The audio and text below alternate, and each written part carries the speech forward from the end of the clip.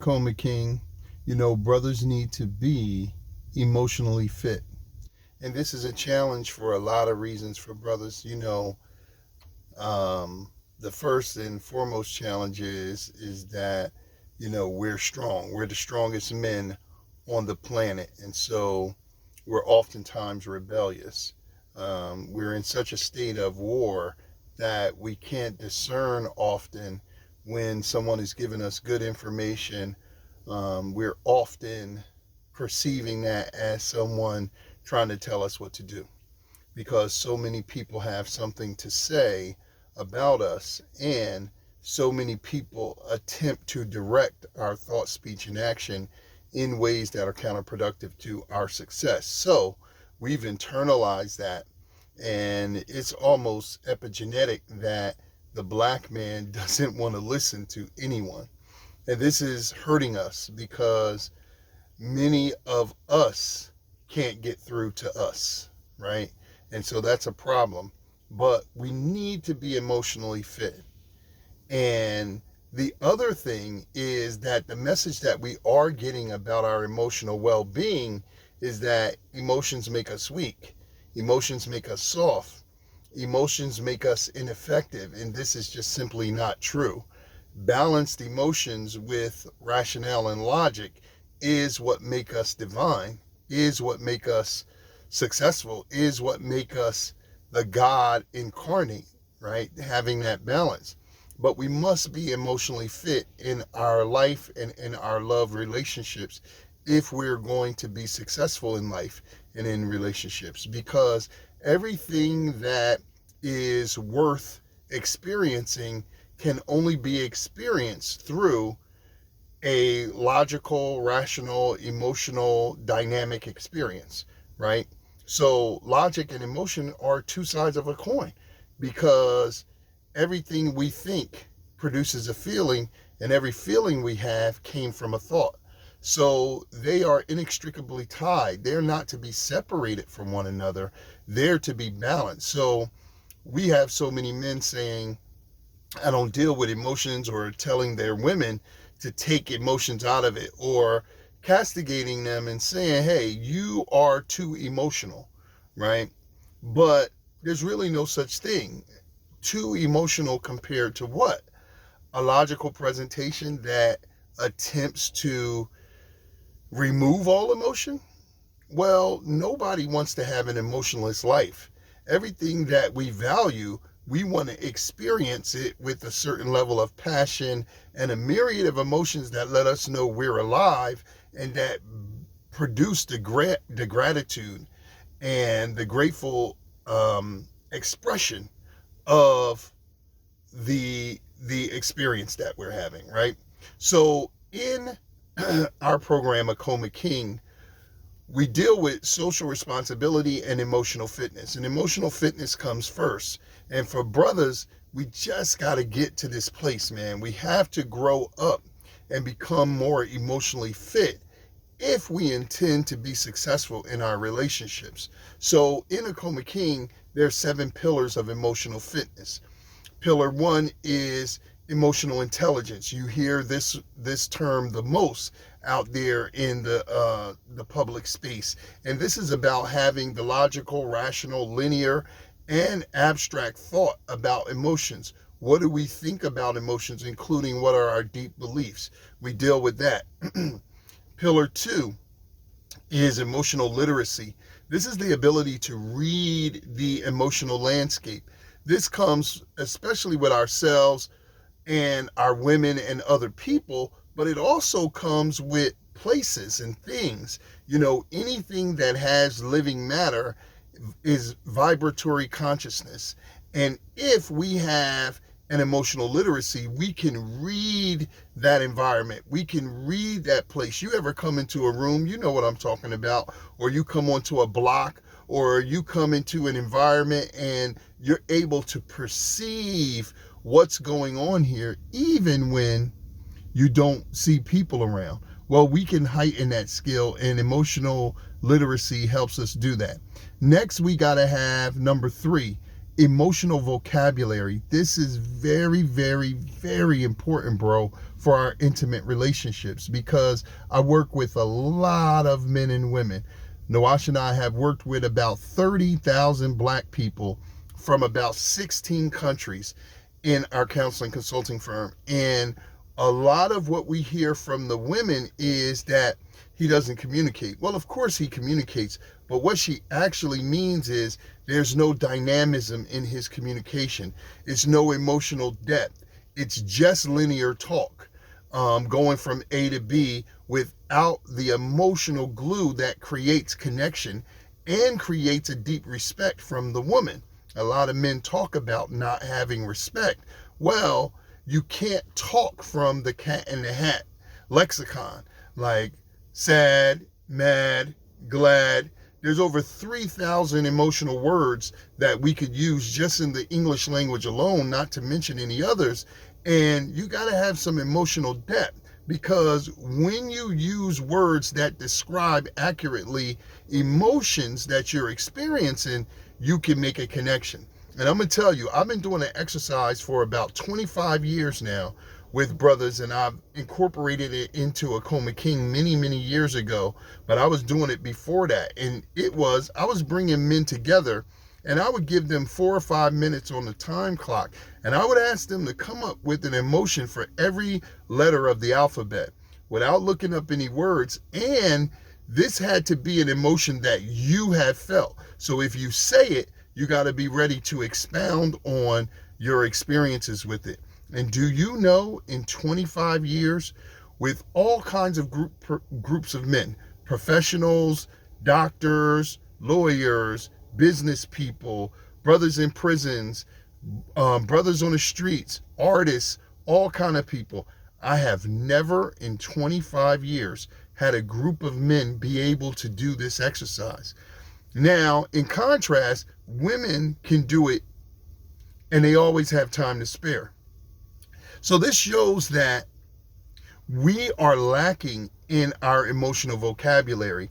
And for sure, if our emotional vocabulary is lacking, then number 4 is lacking, and that is our emotional demonstration. Listen, we need to know what is the proper way for us to demonstrate love, to demonstrate frustration, to demonstrate anger, to demonstrate the myriad of emotions that we're going to feel in a given relationship, in a given life. We're going to experience these 3,000 or more emotions. And a lot of times we get ourselves into trouble because we don't have what we call in this industry impulse control. But what I call it is the inability to demonstrate the emotion that you're actually feeling in a way that will get you what you want. So number 4 is emotional demonstration. Number 5 is emotional strength. We need to be able to deal with intense, large, or heavy emotions that are going to impact our lives, especially in our traumas, in our pains, in our disappointments, but also in our joys and our tribulations. We need to have emotional strength and the ability to deal with large emotions, whether they come in groups or they're just very profound in our life. Then we got to have number 6, emotional flexibility, the ability to move from emotion to emotion. This is very important in our life and in our love, because we may be in the middle of an argument, we may be in the middle of a presentation to our beloved partner or whatever at different times in our family or in our life. And it calls for us as leaders of our family to be able to move from an emotion. And a lot of times it's hard for men to let things go, especially disappointments, especially when we feel betrayal or disrespect from our women, our children, or our family. But we need to be able to manage in a way that has a level of flexibility. And then finally, we got to have emotional endurance. Do you know a lot of men cannot hold positive emotions for a long time? You say, what do you mean by that? I'm going to give you a very salient example of what I'm talking about, and this may register with you, brothers, and I know it will register with the sisters. Sex. is a highly emotional experience, and it's a highly pleasurable experience. Unfortunately, for a lot of men, sex is the only place where we get to feel loved, serviced, tended to, a state of euphoria that we don't get to experience on a normal level. Now, first of all, there is nothing like sex. So on the one hand, I clearly understand that there's nothing really comparable. But on the other hand, as a man, you could experience more pleasure in your life, in your daily life, through your activities and through the ways that you show yourself love, going back to emotional demonstration. But many men do not. The only time they feel pleasure is food, sport and play, and sex. And of those three, a good plate is food is good. Your team winning the championship, Super Bowl, what have you, is great. But none of them compare to the ecstasy and euphoria that we feel in sex. So for a lot of men, they cannot endure that kind of pleasure. And this is part of the reason why so many women complain that the sexual experience is short-lived. Men are coming out short, right? They can't stay in the pleasure. The pleasure is so overwhelming, they can't hold it, right? And this is just a reaction of the fact that we are not developing our endurance muscle. So that's number 7. So we got number 1, emotional intelligence. Number 2, emotional literacy. Number 3, emotional vocabulary. Number 4, emotional demonstration. Number 5, emotional strength. Number 6, emotional flexibility. And number 7, emotional endurance. These are the 7 pillars of emotional fitness, and the composite of them helps the man become more emotionally fit. In that emotional fitness, he's able to be way more effective in his intimate relationship with his woman. First of all, he's able to get in one and operate it with a certain level of success, because many people can't manage relationships because of the lack of emotional fitness. But then also in our life, we are able to make better decisions and operate in our lives in such a way that leads us to the next pillar, which is social responsibility, doing the right thing at the right time for the right reasons. And I'll get to that in the next video. But I want to say to all the men, I want to say to the sisters who love Black men, if you are interested in learning systems and techniques to become more emotionally fit, then Akoma King is for you. So what I want to do is invite you to an information webinar where we're going to be discussing the 7 pillars of emotional fitness, the 7 pillars of social responsibility, and the whole concept of the Akoma King rites of passage, which is a 14 weeks culturally based rites of passage for men only that is based in emotional fitness and social responsibility. If you are interested, click the link that's connected to this video. Join me for the information webinar so I can present it, lay it all out to you, and you can ask me any questions and then make the decision if this is something that would benefit your life. And I'm appealing to you, brother.